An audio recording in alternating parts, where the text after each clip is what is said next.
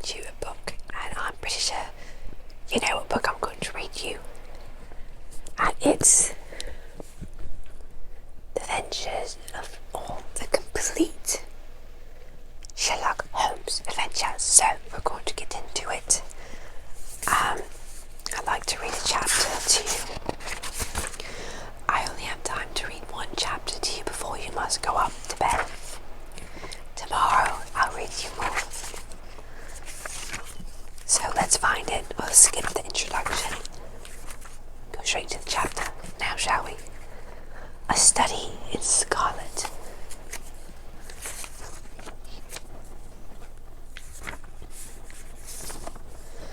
Right on, let's get to it.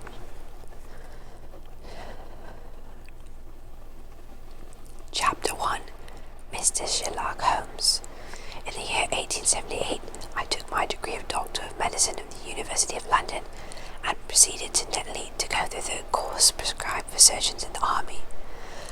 Having completed my studies there, I was duly attached to the 5th Northumberland Fusiliers as assistant surgeon.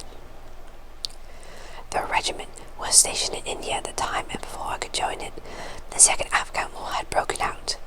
On landing at Bombay, I learned that my corps had advanced through the passes. I was already deep in the enemy's country. I followed, however, with many other officers who were in the same situation as myself, and succeeded in reaching Kandahar in safety, where I found my regiment, and at once entered upon my new duties. The campaign brought honours and promotion to many, but for me it had nothing but misfortune and disaster. I was removed from my brigade and attached to the Berkshires, with whom I served at the fatal battle of Maiwan. There I was struck on the shoulder by a Giselle bullet, which shattered the bone and grazed the subclavian artery. I should have fallen into the hands of the murderous Gazis had not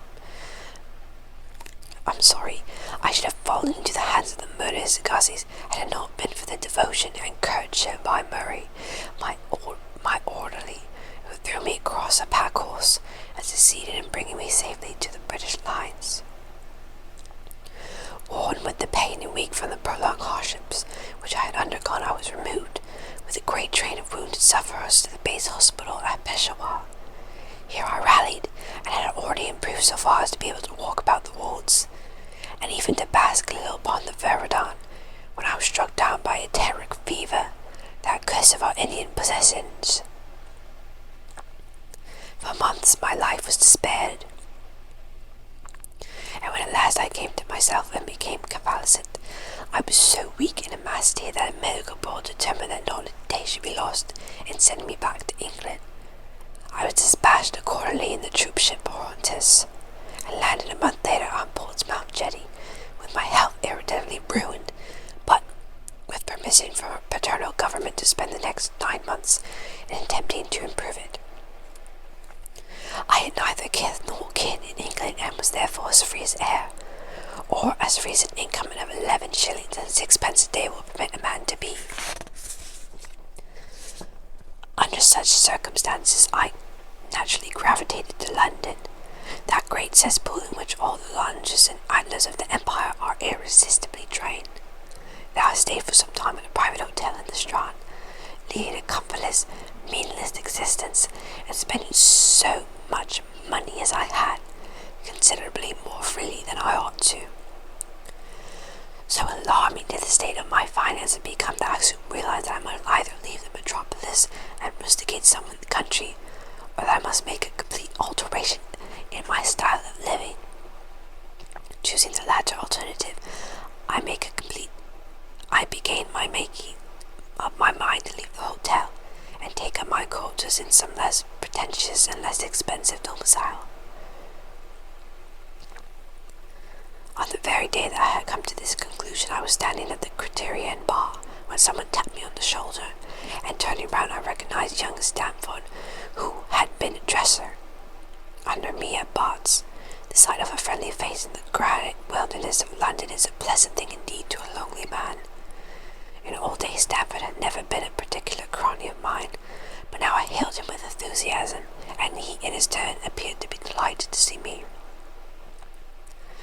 In the exuberance of my joy, I asked him to lunch with me at the Holborn, and we stood off together in a hansom.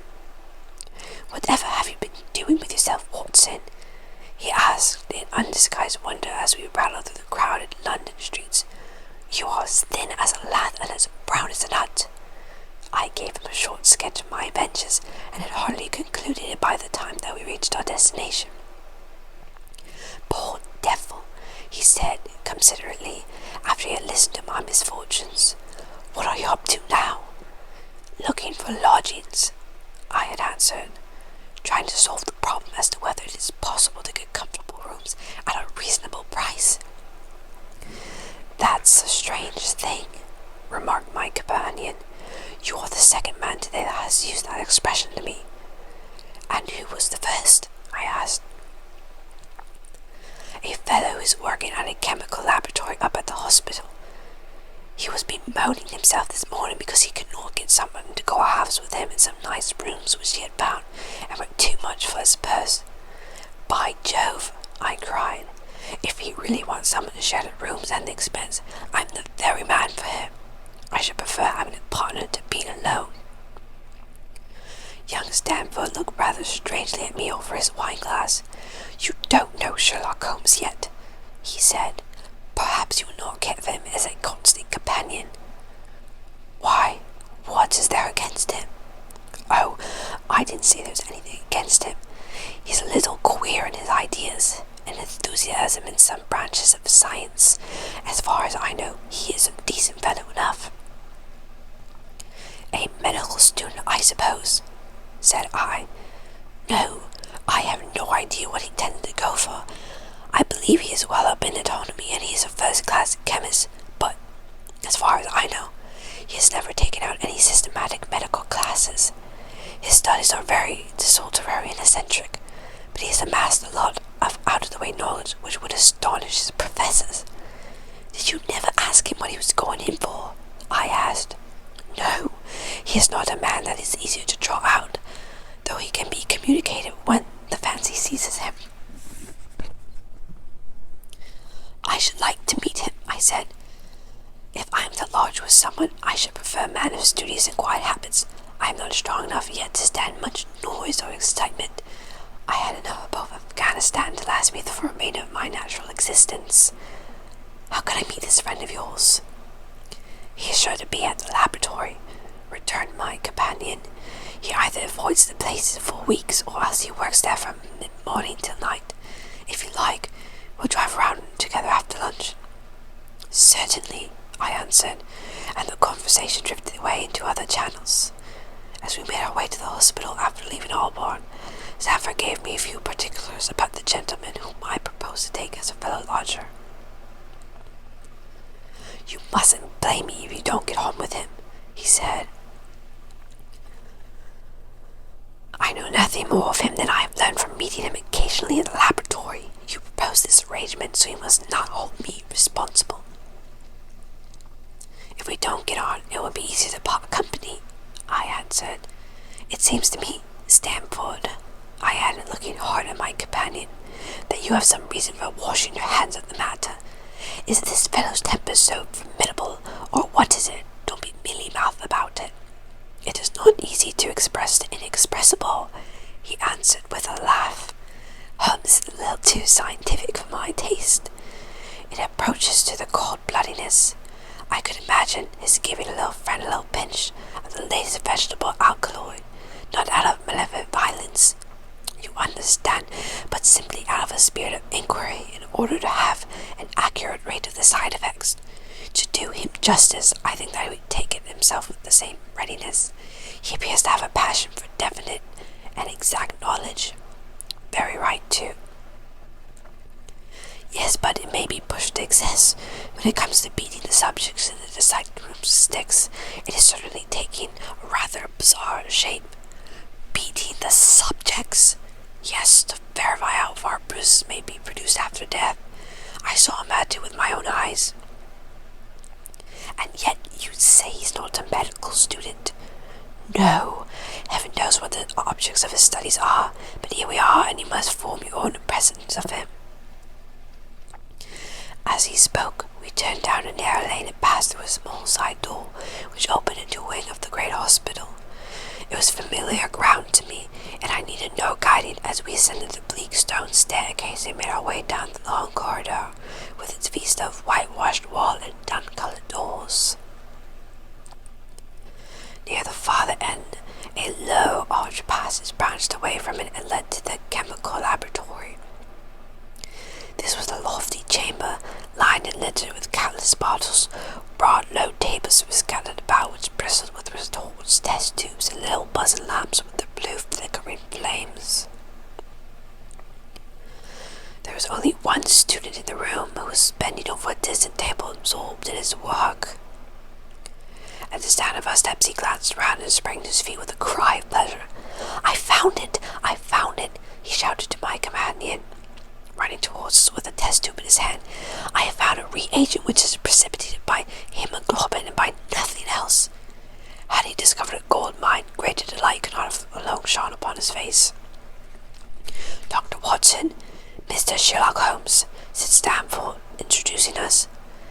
"How are you?" he said cordially, gripping my hand with a strength for which I should hardly give him any credit. "You have been in Afghanistan, I perceive." "How on earth did you know that?" I asked in astonishment. "Never mind," he said, chuckling to himself. "The question now is about hemoglobin.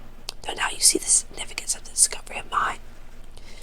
"It is interesting, chemically, no doubt," I answered, "but practically, why, man, it is the most practical medical legal discovery for years. Don't you see that it gives us an infallible test for blood stains? Come over here now." He seized me by the coat sleeve in his eagerness and drew me over to the table which he had been working. "Let us have some fresh blood," he said, digging a long bodkin into his finger and drawing off the resulting drop of blood in a chemical pipette. Now I add this small quantity of blood to a liter of water. You perceive that the resulting mixture has the appearance of pure water. The proportion of that resulting mixture has the appearance. Blood cannot be more than 1 in a million, I have no doubt, however, that we shall be able to obtain the characteristics reaction. As he spoke, he threw into the vessel a few white crystals, and then added some drops of transparent fluid. In an instant, the contents assumed a dull mahogany color, and a brownish dust was precipitated to the bottom of the glass jar. "Ha ha!" he cried, clapping his hands, and looked as delighted as a child with a new toy. "What do you think of that?" "It seems a very delicate test," I remarked. "Beautiful, beautiful. The old-grade test was very clumsy and uncertain. So is the microscopic examination for blood corpuscles. The latter is violent if the stains are a few hours old. Now this appears to act as well whether the blood is old or new. Had this test been invented, there are hundreds of men now walking the earth who could have long ago paid for the penalty of their crimes." "Indeed," I murmured. "Criminal cases are continually heating up upon that one point. A man is suspected of a crime once. Perhaps after it has been committed, his linen or clothes are examined and brown stains discovered upon them. Are they blood stains, or mud stains, or rust stains, or fruit stains, or what are they? That is a question which has puzzled many an expert. And why? Because there is no reliable text. Now we have the Sherlock Holmes test, and there will no longer be any difficulty." His eyes fairly glittered as he spoke, and he put his hand over his heart and bowed as if summoned to a applauding crowd conjured up by his imagination. "You are to be congratulated," I remarked, considerably surprised at his enthusiasm.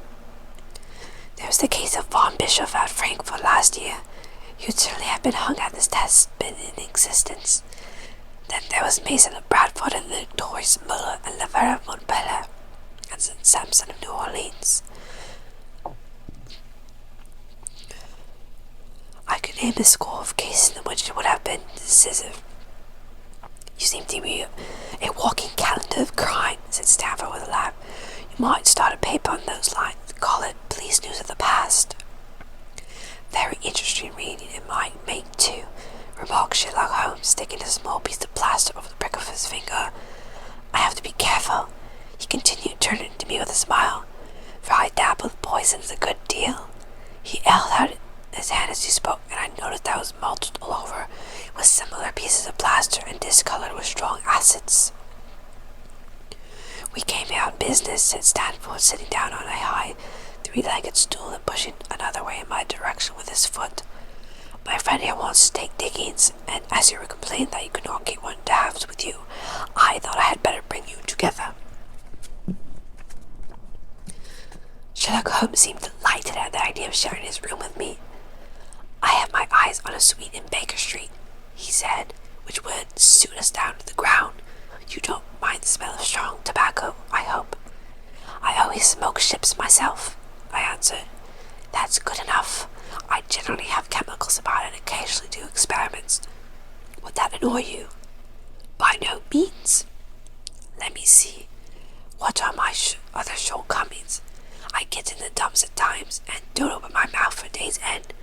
You must not think I am sulky when I do that. Just let me alone and I'll soon be right." "What have you to confess now? It's just as well for two fellows to know the worst of one another before they begin to live together." I laughed at his cross-examination.